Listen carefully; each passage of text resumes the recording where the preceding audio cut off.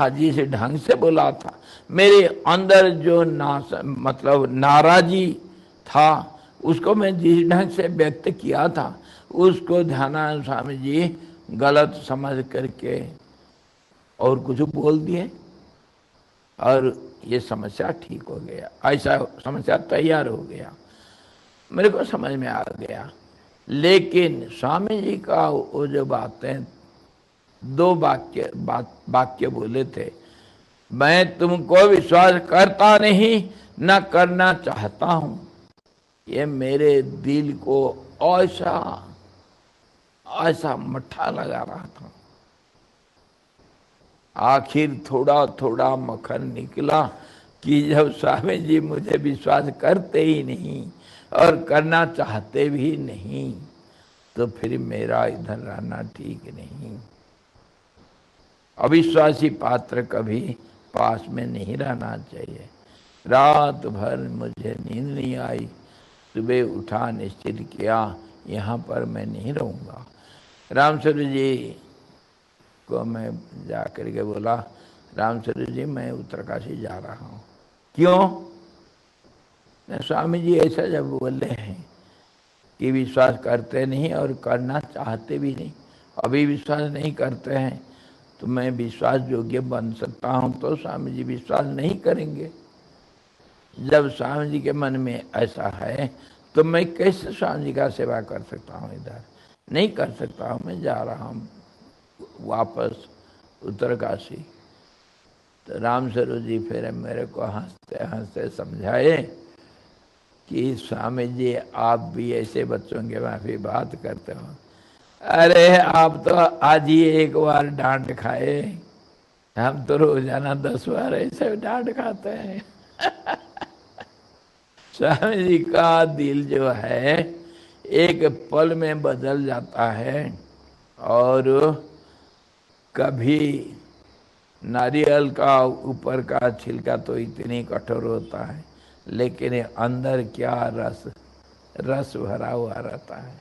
ऐसे ही स्वामी जी का दिल होता है। कुछ नहीं होगा, मैं इधर हूं ना, आप नहीं जाना। बहुत समझाए रामचंद्र जी मुझे। तो फिर धीरे धीरे मैं सोचा, जब मैं आया हूँ कुछ काम करने के लिए, भले स्वामी जी विश्वास करे ना करे, मेरे दिल में तो मेरे प्रति मेरा विश्वास तो है, मैं तो कभी अविश्वास नहीं कर रहा। तो ठीक है, मेरा जो जिम्मेदारी दिया गया उसको मैं करूँगा। 2-3 दिन के बाद, 4 दिन के बाद फिर वो बातें तो मैं धीरे धीरे भूल गया, लेकिन आज तक नहीं भूला, मैं आज तक नहीं भूला कि स्वामी जी मेरे ऊपर कभी क्रोध किए थे, इतना जोर से। लेकिन मैं तो भूला नहीं जी। जहाँ प्यार है वहाँ सब कुछ है, पॉजिटिव नेगेटिव सब कुछ होता है। और फिर कहा होता है ना, प्यार किया तो डरना क्या। प्यार किया तो डरना क्या। तो मार भी पड़ जाए, चाहे कुछ भी हो जाए, प्यार किया तो डरना क्या। मेरे दिल में तो प्यार था स्वामी जी के प्रति, रेस्पेक्ट, वो सब कुछ था, लेकिन डर मेरे को सता रहा था। और मैं छोटा सा एक गलती को इतना बड़ा गलती में तब्दील कर दिया, कारण तो मैं ही था। मेरे दिल से मैं स्वीकार किया, कारण तो मैं ही था। अगर मैं कुछ नहीं बोलता तो ये भी परिस्थिति कभी नहीं बनता था। मैं अपने आप को बहुत समझाया जैसे भी हुआ, लेकिन स्वामी जी के दिल में उसके बाद उसको ऐसा भूले स्वामी जी, जैसे शौचालय जाकर के आप भूल जाते हैं कि क्या शौच किया था। अब कभी फिर पीछे मुड़ के देखते हैं क्या। स्वामी जी पूरा भूल गए, कभी उसकी चर्चा कभी नहीं हुई 15-20 साल में। कभी नहीं हुई चर्चा स्वामी जी के मुंह से। और बाद में धीरे धीरे धीरे धीरे वो परिस्थिति ऐसा बदला, कभी मैं सुना स्वामी जी के मुंह से।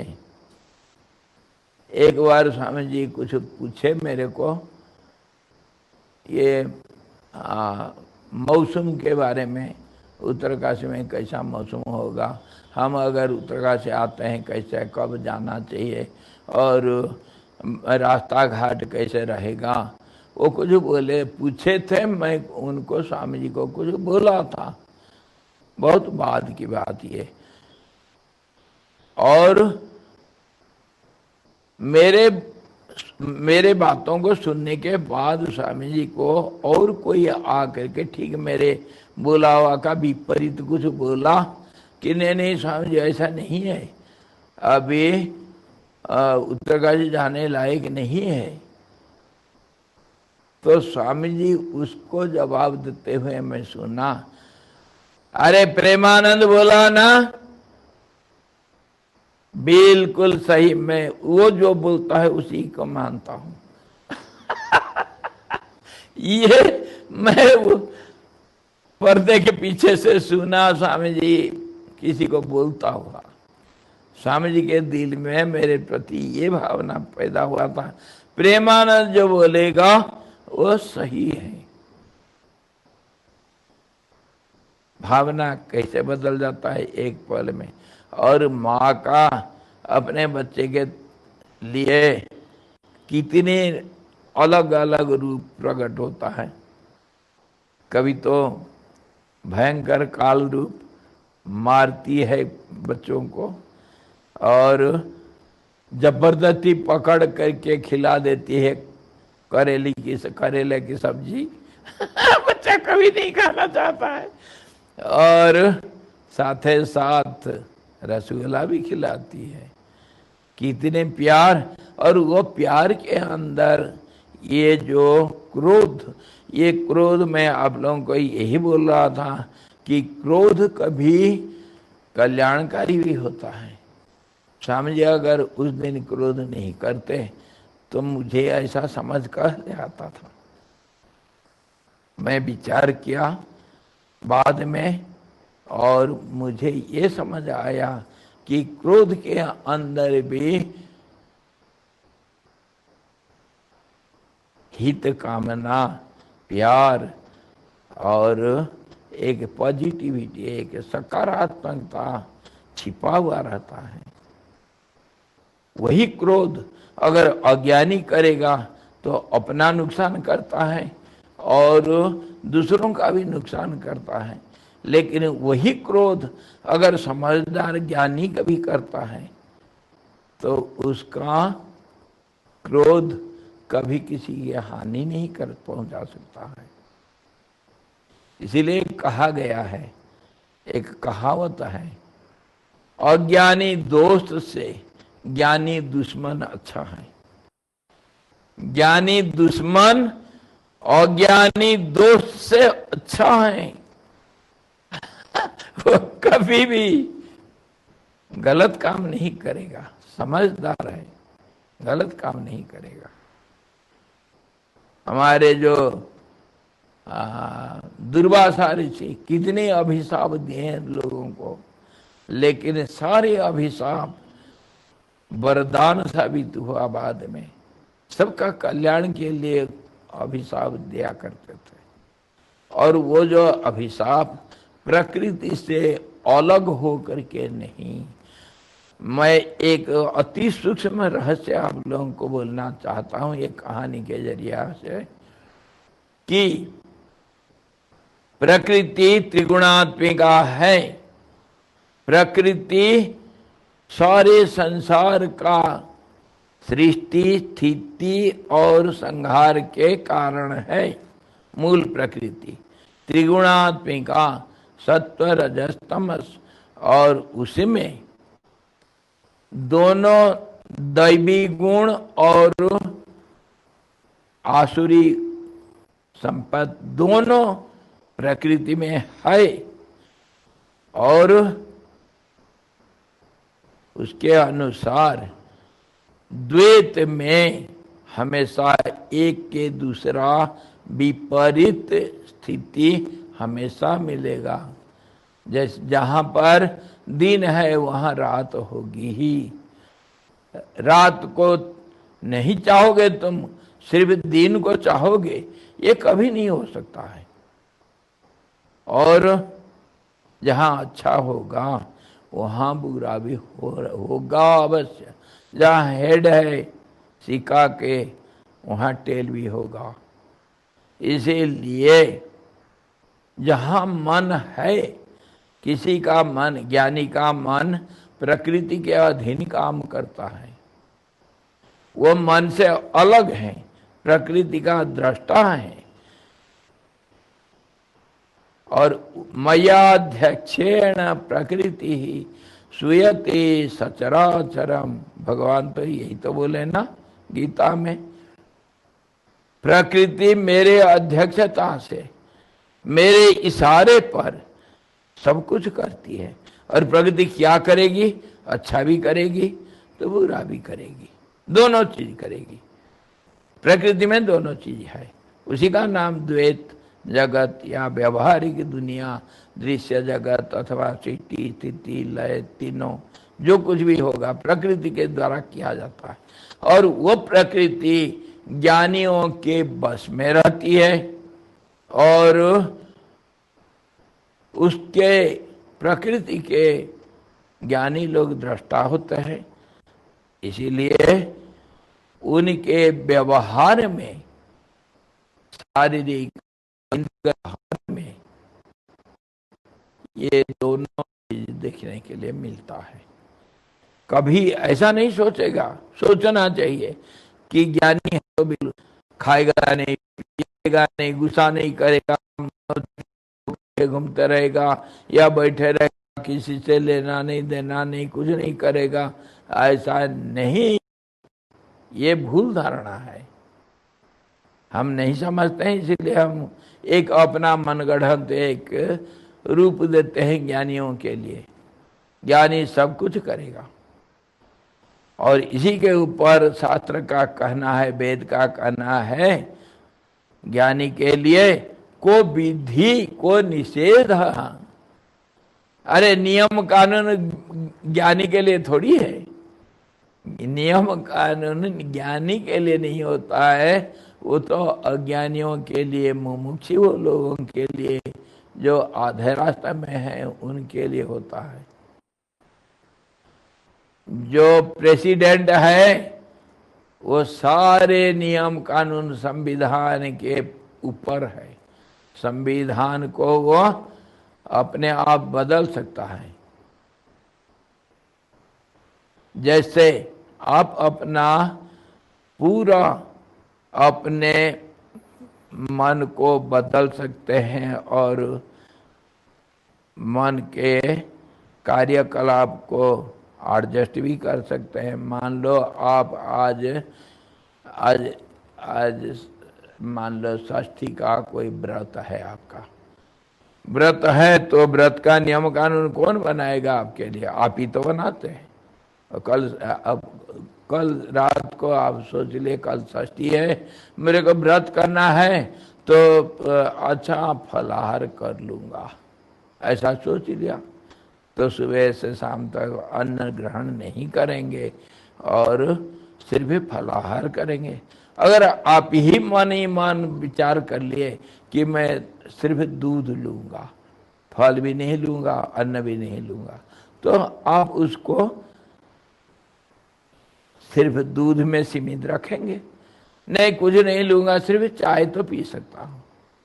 जो भी नियम को आप बनाते हो, बनाने वाले तो आप ही है, लेकिन उसके अनुसार फिर आप ही चलते हो।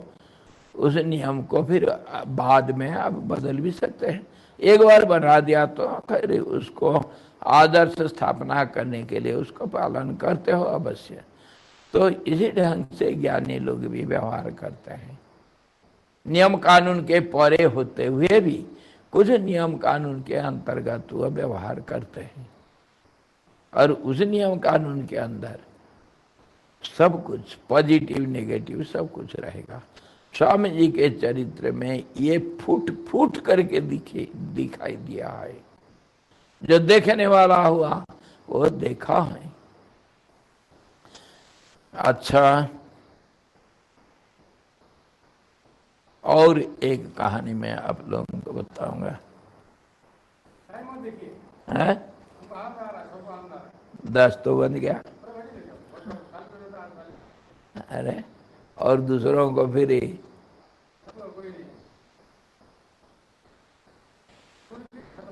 तो जल्दी जल्दी बता देता हूँ आज, जल्दी जल्दी। अच्छा, स्वामी जी कैसे समस्याओं को समाधान करते थे, और जो जिसके पास दिव्य दृष्टि होता है और एक समष्टि एंगल से 360 डिग्री एंगल से जो देखता है, कल भी मैं यही बात कहा था, जो ऑलराउंड विजन जिसके पास है वो कैसे समस्या को देखता है और कैसे हल करता है। उनके लिए कोई समस्या नहीं बनता है, और समस्या को समाधान करना बहुत आसान हो जाता है। एक बार क्या हुआ, यहाँ किसी कारण से देश काल परिस्थिति के अंतर्गत तो सब होते हैं, मैं भी तो कोई आसमान से ऊपर नहीं बैठा हूँ, तो देश काल परिस्थिति के अंदर सबका कुछ न कुछ समस्या और समस्या का समाधान ये तो होता रहता है। एक बार ऐसा हुआ, यहाँ का जो डिस्ट्रिक्ट मजिस्ट्रेट वो मेरे को कुछ करवाना चाहता था, मेरे से कुछ काम करवाना चाहता था जो मेरे अनुकूल नहीं था। तो मैं उसको बोल दिया था कि मैं नहीं करूँगा। उसके ऊपर डीएम के साथ मेरा आनाकानी हो गया था, बोलचाल भी हो गया था, वो मेरे को जबरदस्ती किया था। मैं डिस्ट्रिक्ट मजिस्ट्रेट हूँ, मैं आपको रिक्वेस्ट कर रहा हूँ, ऐसा करना पड़ेगा आपको। मैं कहा मैं नहीं करूँगा। जानते हो किसके सामने बैठे हो? मैं कहा जानता हूँ, मैं तो मालिक हूँ, तुम तो नौकर हो। और क्रोधित हो गया वो। कहा तू तो 2 पैसा के लिए नौकरी करता है, पेट के लिए। मैंने किसी का नौकर नहीं हूँ, परम स्वतंत्र हूँ, मैं मालिक हूँ और तुम नौकर हो। तुम्हारे सामने बैठा हूँ, मैं हड़कंप लगा दूंगा। मैं कहा है हिम्मत पर भी उतना होता है। वो मेरा बहुत बुराई किया, बाद में बहुत बुराई किया। पटवारी लोगों को बुला करके जबरदस्ती मेरे नाम पर 1-2 सरकारी केस करवा दिया, और जो कुछ वो कर सकता था झूठ मूठ केस तैयार करके 2-3 केस बना दिया, और उसको केस तब चलता रहा। मुझे बड़ा परेशान है। अरे एक साधु हो करके फिर कचहरी में दौड़ते रहना, और वहाँ जा करके बाहर बैठे रहना, ना खाना ना पीना, कब बुलाव आएगा, ऐसा ही चलते रहा। कुछ दिन चलते रहा। मैं सोचा कोई बात नहीं, देखेंगे, मैं झेल लूँगा, मेरा कुछ नहीं बिगाड़ सकता वो। तो वो केस कभी यहाँ से जा करके फिर पौड़ी, यहाँ से बहुत दूर है, 300-400 किलोमीटर दूर है। वहाँ है कमिश्नर का ऑफिस के मंडल का पूरा, वहाँ पर केस चला गया, और मुझे यहाँ से फिर वहाँ जाना पड़ता था, और कितने 3-4 जगह पर बस बदलना है, कहीं रात को बीच में कहीं रुकना पड़ता, बहुत परेशानी हुआ हमें। तो इसको हमारे स्वामी जी जो थे कैलाश आश्रम के कोठारी, वो उमान शाह जी, वो सब जानते थे कि प्रेमानंद के ऊपर बहुत बीत रहा है, वो डीएम उसके पीछे लगा हुआ है, बहुत परेशान कर रहा है। एक बार कभी स्वामी जी आए थे उत्तरकाशी, तो वो उमानंद स्वामी जी उनके वहाँ कैलाश आश्रम में उनको रोकने के लिए स्वामी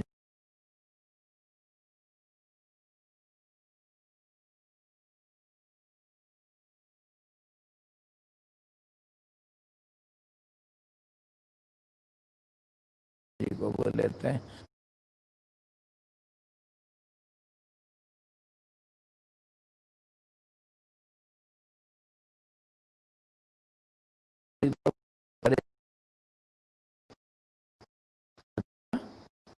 परेशान में है, कोई बात नहीं, परेशानी तो आती है। तो फिर उमानंद स्वामी जी उनको समझा दिए थे, स्वामी जी को समझा दिए थे कि प्रेमानंद के ऊपर बहुत बीत रहा है, वो भाग दौड़ कहीं कचेरी कहीं कुछ भाग दौड़ में लगा हुआ है। स्वामी जी सुन लिए थे। सिर्फ कुछ देर बीत गया।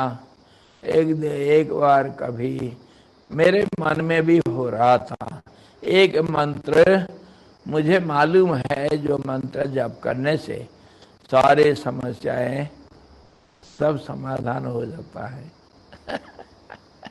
मुझे मालूम है, लेकिन किसी गुरु के मुख से लेना चाहिए, तभी उसका असर ज्यादा होता है। मैं तो जब करता था, लेकिन मेरे मन में हमेशा एक शंका रहता था कि कभी किसी के मुंह से, गुरु मुख से लेना चाहिए मंत्र को, तभी वह जल्दी काम करता है। और फिर कभी कभी मेरे मन में आता था, ऐसा भी विधान तो है, जैसे मंदिर में जा करके अपने इष्ट देवता के पास बैठ करके वहाँ से इष्ट देवता को गवाही बना करके, उनको गुरु बना करके, उनसे मनी मन दीक्षा लिया जा सकता है जरूरत के समय पर। जैसे शंकर भगवान का लिंग में रख दिया माला और प्रार्थना किया, गुरु रूप से आवाहन किया और उनसे उसी मंत्र को ग्रहण कर सकते हैं जो मंत्र आप चाहते हैं। ये विधान भी है। मेरे मन में ऐसे ही हो रहा था। स्वामी जी आए थे, गंगोत्री गए थे, गंगोत्री से वापस जब ऋषिकेश जाते हैं तो मैं स्वामी जी के साथ चला गया था और मैं हमेशा गुरु निवास में रहता हूँ। 2-3 दिन उधर था। एक दिन क्या हुआ, स्वामी जी अचानक मेरे को बरौने में मिले तो पूछते हैं, प्रेमानंद स्वामी जी आप कब सुबह उठते हो? मैं कहा, स्वामी जी लगभग 4-4:15 के अंदर उठ जाता हूँ। उसके बाद क्या करते हो? अपना जो दैनंदिन कार्यक्रम निपटा करके ध्यान या जप या बढ़ जाता हूँ, थोड़ा गंगा की तरफ बरना में बढ़ जाता हूँ। जब तक नाश्ता नहीं हुआ तब तक बैठे रहता हूँ, या कभी कुछ पाठ वगैरह करते रहता हूँ ना। अच्छा, ऐसा है। स्नान कब करते हो? 11 बजे लगभग स्वामी जी। अच्छा, नाश्ता जैसे आता है लगभग 8 बजे नाश्ता करता हूँ। अच्छा, एक काम मेरे लिए कर सकते हो? स्वामी जी बोलते हैं, मेरे लिए एक काम कर सकते हो? मैं कहा, जरूर स्वामी जी, करूँगा, आदेश दीजिए। न, कल सुबह उठ करके स्नान कर लेना। मैं कहा, जरूर करूँगा स्वामी जी। नाश्ता नहीं करना और चाय तो पी सकता हो, इतना करना। और कभी जरूरत पड़ेगा तो मैं आपको बुला सकता हूँ। इतने ही सिर्फ बोले, अगर जरूरत पड़ा तो मैं तुमको बुला सकता हूँ। नाश्ता नहीं करना जल्दी। मैं कहा जरूर स्वामी जी करूँगा। दूसरा दिन सुबह मैं स्वामी जी का बोलने के अनुसार जल्दी जल्दी निपटा दिया अपना काम धाम सब, और स्नान करके बैठ गया चाय पी करके। लगभग 7:30-8 बजे स्वामी जी मुझे बुलाए। अपना जो मीटिंग हॉल है वहाँ पर मुझे बुलाए। मैं आया, उस समय स्वामी जी नहीं आए थे, स्वामी जी अपने ब्लॉक में रहते थे, तो अपना दूसरे गुरु भाई से बुला दे, प्रेमानंद जी को बोलना आकर के हॉल में बैठेंगे।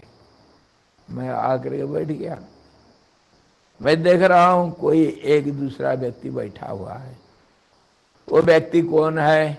गुरुदेव के जमाने से जिसको मैं जानता हूँ, बहुत अच्छा कलाकार है, और वह वहीं ब्रह्मानंद आश्रम, ऋषिकेश का आश्रम के, शिवानंद आश्रम के थोड़ा दूर में ब्रह्मानंद आश्रम, ब्रह्मानंद के बगल में एक कॉलोनी है, उधर उस व्यक्ति का घर था। और वो बड़ा हारमोनियम मास्टर है, तबला मास्टर है, बड़ा सुंदर कीर्तन करता है, भजन करता है। गुरुदेव के ज़माने में वो पहले सत्संग में आकर के डुबिता वाला वही बजाता था। मेरे साथ बहुत दोस्ती है। मैं देखा हुआ आकर के बैठा है। मैं बोला, अरे उत्तम तुम? हाँ स्वामी जी। कैसे? इधर कैसे? नहीं, स्वामी जी से थोड़ा मिलना था, स्वामी जी से मिलना है। ये ठीक है। वो कुछ ला रखा था, फल फूल और अगरबत्ती और क्या क्या कपूर वगैरह सब कुछ ला रखा था, एक थाली में रख करके बैठा है। और मैं उसके पास बैठ करके फिर आपसी पुरानी चीज़ें सब याद करके आपस में बात कर रहे थे बहुत धीरे धीरे। तब तक स्वामी जी आ गए। स्वामी जी आ करके अपने आसन में बैठ गए और हम लोग प्रणाम किए, और मैं अपने जगह पर बैठ गया चुप। और वो उत्तम जो आया था वो स्वामी जी से प्रणाम करके स्वामी जी का पूजा करने लग गया। वो माला पहनाया और फूल चढ़ाया पैर में, और जो प्रसाद लाया था रखा, कुछ दक्षिणा रखा, सब कुछ कर लिया। अगरबत्ती दीपक जला करके स्वामी जी का आरती उतारा, दंडवत प्रणाम करके बैठ गया स्वामी जी के पास। मैं थोड़ा दूर बैठा हूँ। तो स्वामी जी उसको अपने साथ एक माला लाए थे। माला ला करके उसको एक मंत्र सुनाए, उत्तम को मंत्र सुनाए जोर जोर से। मैं साक्षी रूप से बैठा हूँ और सब सुन रहा हूँ, देख रहा हूँ। तो मंत्र उच्चारण करके जोर जोर से उत्तम को बोले स्वामी जी के साथ दोबारा उसको उच्चारण करने के लिए। स्वामी जी उच्चारण करते रहे, उत्तम भी उस मंत्र को स्वामी जी के साथ उच्चारण करते रहा। और फिर माला थोड़ा जप करके स्वामी जी फिर उसको गुरुदेव को साक्षी बना करके उत्तम को वो माला दे दिए, और उसके बारे में, मंत्र के बारे में सारे समझाए। ऐसा ऐसा करना, इतना करना और इस ढंग से करना, सारी चीज बताए उत्तम को। उत्तम फिर बड़ा खुश हो गया, दंडवत प्रणाम किया और गया। चले जाने के बाद मैं बैठा हूँ तो मुझे स्वामी जी बोलते हैं, प्रेमानंद स्वामी जी, जी स्वामी जी ये मंत्र आपके लिए भी है, आप सुने ना? मैंने कहा जी स्वामी जी सुना। तो वही दीक्षा हो गया आपके लिए। आप चाहते थे ना? ये मंत्र आपके लिए भी है। और इसको दीक्षा मान लेना, इसको जप करते रहना, आपका सारे समस्या समाधान हो जाएगा। तो स्वामी जी का ये सर्वज्ञत्व, सर्वकर्तृत्व ये कैसा होता है? मेरे मन में था मैं किसी से दीक्षा लूंगा, स्वामी जी उसको जान करके समय आने से दीक्षा दिए, और मेरे मन की बात समझे, समय आने के बाद समझे करके दिखा दिए, और समय का मांग को पूरा किए, परिस्थिति जो चाहता है वो पूरा किए बिना पूछे। और उस मंत्र से जब स्वामी जी से वो मंत्र मिला मुझे, फिर तो मैं दिन रात उसका जप करते रहा। 15 दिन के अंदर ऐसा मिट गया वो सारे समस्याएं। कैसे मिटा? 15 दिन के अंदर सारे जितने मुकदमा मेरे विरुद्ध में था सारे खारिज हो गए, और दुश्मन दोस्त बन गया। सारे समस्या हल हो गया। कैसे? जैसे जलता हुआ लाल लोहा, तपा हुआ लाल लोहे के ऊपर एक बूंद जल अगर पड़ गया वो जैसे गायब हो जाता है। और आश्विन के महीना में जैसे आसमान से बादल सब गायब हो जाते हैं, और सूर्योदय के बाद जैसे ताराएं देखने के लिए नहीं मिलता है कभी, वैसे ही मेरे समस्याएं ऐसे गायब हो गए। अभी मैं याद करने से सारे नहीं याद आते हैं, वो समस्या कहाँ गए पता नहीं। और वो मंत्र भी आज तक कभी छोटे मोटे समस्या कुछ मुझे होता है तो थोड़ा सा जप कर देने से सारी समस्या हल। और बाद में भी मैं सुना था उत्तम का जो समस्याएं थे सब वो भी सब हल हो गए थे।